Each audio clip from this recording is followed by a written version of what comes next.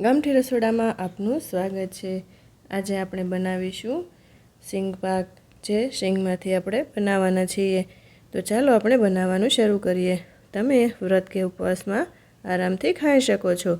તો ચાલો, મેં અહીં ગેસ પર એક વાસણ મૂકી ને તેમાં મેં અહીં 500 ગ્રામ જેટલા સિંગદાણા કાચા જ લીધા છે।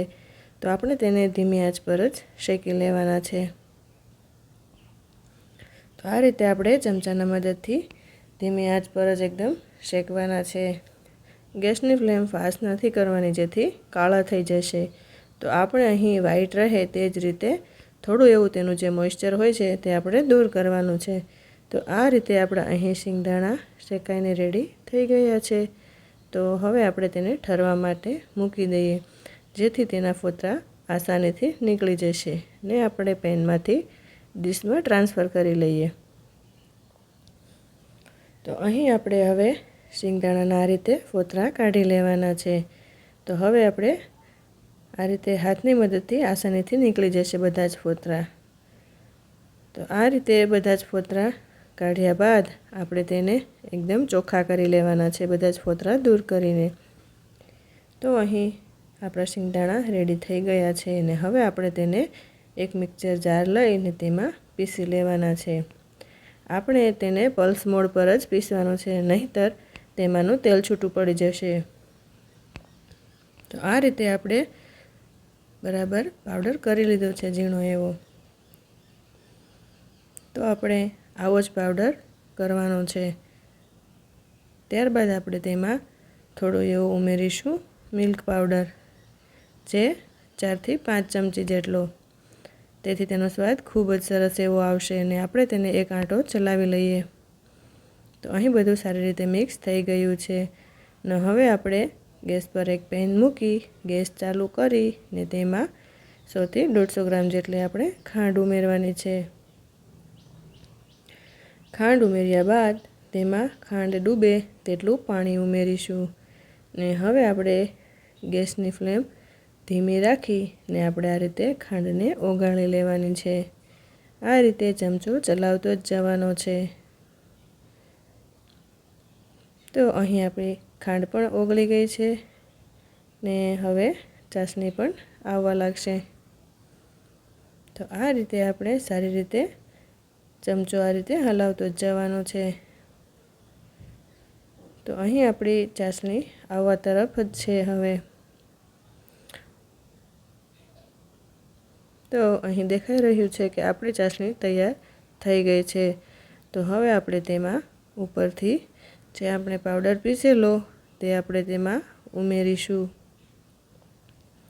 ગેસની ફ્લેમ થોડીવાર માટે બંધ જ હવે કરી દેવાની છે અને ત્યારબાદ આપણે તેમાં પાવડર ઉમેરીશું ને આ રીતે બરાબર ચમચાના મદદથી મિક્સ કરી લેવાનું છે ને હવે ગેસની ફ્લેમ ચાલુ નથી કરવાની। તો આ રીતે આપણું તૈયાર થઈ ગયો છે સિંગ પાકને બરાબર મિક્સ પણ થઈ ગયો છે ચાસણી સાથે। તો હવે મેં અહીં એક ટ્રે લીધી છે, તે ટ્રેને મેં ઘીથી ગ્રીસ કરી લીધી છે। તો હવે આપણે તેમાં આ માવો ઉમેરીશું। આવી જ રીતે બધો જ માવો તેમાં ઉમેરી દઈએ ને હવે આપણે તેને આ રીતે બરાબર સેટ કરી લેવાનો છે। આ રીતે ચમચાના મદદથી સેટ કરી લઈએ। તો અહીં આપણો થઈ ગયો છે તૈયાર સિંગ પાક। તો આપણે હવે ચાકુની મદદથી જેવડા આપણે પીસ નાના કે મોટા કરવા હોય તેવડા કરી લઈએ। તો આ જ રીતે આપણે આડા અને ઊભા કાપા પાડી લઈએ। તો અહીં તૈયાર છે આપણો સિંગ પાક ને આપણે ઉપરથી ગાર્નિશ માટે પિસ્તાની કતરણ લગાવીશું। વ્હાઈટમાં ગ્રીન કલર ખૂબ જ સરસ એવો દેખાઈ રહ્યો છે। તમને જો મારો વિડીયો ગમ્યો હોય તો મારી ચેનલને લાઇક, શેર અને સબસ્ક્રાઈબ કરવાનું ભૂલતા નહીં। તો અહીં આપણો બધા જ માં ગાર્નિશિંગ થઈ ગયું છે। ખૂબ જ સરસ એવો દેખાઈ રહ્યો છે ને જોતાં જ ખાવાનું મન થઈ જાય તેવો સિંગ પાક. તો અહીં આપણે એક ટ્રે લઈ ને તેમાં સર્વ કરીશું. થોડીવાર માટે મેં અહીં ઠંડો થવા દીધેલો. તો અહીં આપણે આ રીતે પીસ મૂકીશું.